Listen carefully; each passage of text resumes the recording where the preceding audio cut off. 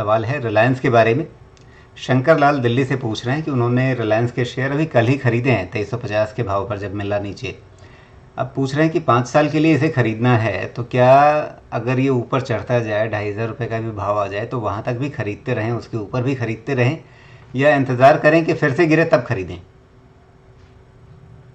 तो I think यहाँ पे जो इनका सवाल है उसके हिसाब से अगर मेरा जवाब ट्वीक करना है तो पहली चीज़ कि अगर आप एवरेजिंग के हिसाब से सोच रहे हैं तो एवरेजिंग आपको चढ़ते प्राइस में तो करने का कोई मतलब नहीं है। अगर प्राइस इंक्रीज हो रहा है और आप उसको एवरेज करने की कोशिश कर रहे हैं तो अपना अपना कॉस्ट को और ऊपर बढ़ा रहे हैं। अब इस पे दो एक्चुअली इतना भी स्ट्रेट फॉरवर्ड आंसर नहीं हो सकता है। वो ये भी हो सकता है कि आपके क्वार्टरली रिजल्ट्स कंपनी के इंप्रूव हो रहे हो जिसके कारण उसमें प्राइस स्ट्रेंथ आ रहा है, उस बेसिस पे आप जाके उसको हायर प्राइस पे भी एवरेज करना चाहें तो कोई दिक्कत नहीं है, क्योंकि वहाँ पे एक बैकअप है, कुछ लॉजिक है हमारे पास ये देखने का कि हाँ यहाँ से हम हायर प्राइस पे भी एवरेज कर सकते हैं। बट इन जनरल अगर एवरेजिंग करना है तो एक फंडामेंटल डिसाइड कर लेना होता है कि 5 इयर्स का कंपनी का ट्रैजेक्टरी कैसा है, और उस ट्रैजेक्टरी को लेके जो भी करेक्शन होते हैं 5% या 10% के हिसाब से उसको स्टैगर्ड बाइंग करेंगे तो आपका कॉस्ट एवरेज कॉस्ट नीचे आएगा।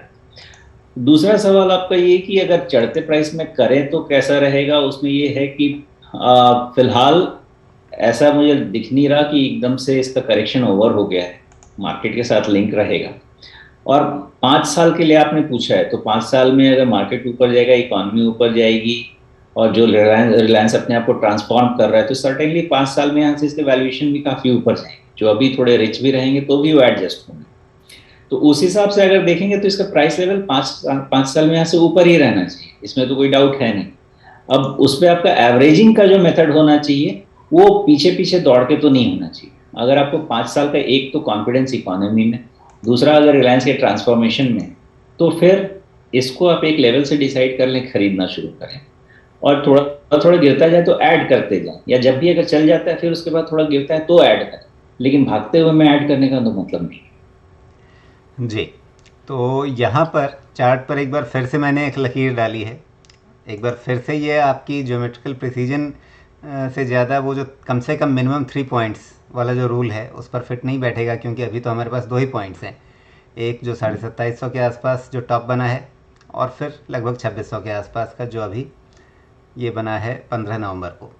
तो सिर्फ इन दोनों पॉइंट्स को मिलाकर के अगर हम एक लकीर खींचें तो क्या यह एक रेजिस्टेंस का काम करेगा, या फिर जो 2600 के आसपास हमें स्विंग हाई दिख रहा है उसको ही एक अच्छा रेजिस्टेंस माने, उससे पहले कोई बड़ा रेजिस्टेंस नहीं है?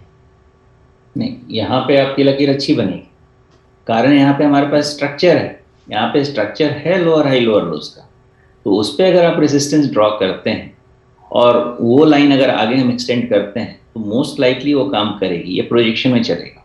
तो यहाँ पे जो रेजिस्टेंस लाइन बनेगा ये चलेगा और इसकी स्टीपनेस हर दिन चेंज होगी। तो जिस दिन ये क्रॉस करके सस्टेन करना शुरू करेगा मोस्ट लाइकली उसके बाद एक इंडिकेशन आ जाएगा कि इसका करेक्शन ओवर हो गया है। तो हम फॉलो कर सकते हैं इस जो करंट स्ट्रक्चर है इसमें इसका रेसिस्टेंस लाइन तो एटलीस्ट हम फॉलो कर सकते हैं। सपोर्ट लाइन मेरे ख्याल से कोई बनेगी भी नहीं, और अदर सपोर्ट जो अभी का लो है उसको लेके ही चलना चाहिए, क्योंकि 100 EMA तो टेस्ट हो चुका है और ऊपर में अभी इसको परेशानी तो आएगी। तो एक तो रेजिस्टेंस लाइन क्लियर हो जाना चाहिए, दूसरा रेजिस्टेंस लाइन क्लियर होने के बाद इसका जो टॉप है सेकंड जो 2600 के आसपास का 2600 के आसपास का वो टॉप भी इसको क्लियर करना होगा, क्योंकि दो चीजें होती है, एक होती है इंडिकेशन और दूसरी होती है कंफर्मेशन। तो आप प्रीएम्प्ट करना चाहते हैं तो ट्रेंड लाइन है, अगर उसका कंफर्मेशन लेना चाहते हैं तो ट्रेंड लाइन से कंफर्मेशन नहीं है, ये वाले टॉप से कंफर्मेशन आएगा हमें। तो डिपेंड करता है कि हम कहाँ ट्रेड करना चाहते हैं। हालांकि ट्रेंड लाइन भी क्लियर हो गया और अच्छे वॉल्यूम सपोर्ट से हो गया तो चांस लिया जा सकता है, इसमें कोई दिक्कत नहीं। एक डिस्क्लेमर या एक स्पष्टीकरण आपकी ओर से कि आप जो जवाब दे रहे हैं दर्शकों के सवालों का उसे वे किस रूप में लें? जी बिल्कुल। तो मैं जितने भी स्टॉक्स के सजेशंस आपको दूंगा जो उस पर आपके क्वेरीज हैं उस पर, वो मेरे व्यू हैं, गाइडेंस हैं, वो मेरे रिकमेंडेशन नहीं है। आप अपनी जो भी पोजीशन बनाएं अपने एडवाइज़र या अपने एनालिस्ट से बात करके या अपना थोड़ा और उसमें दिमाग लगा के उसके बाद अपनी पोजीशन लें।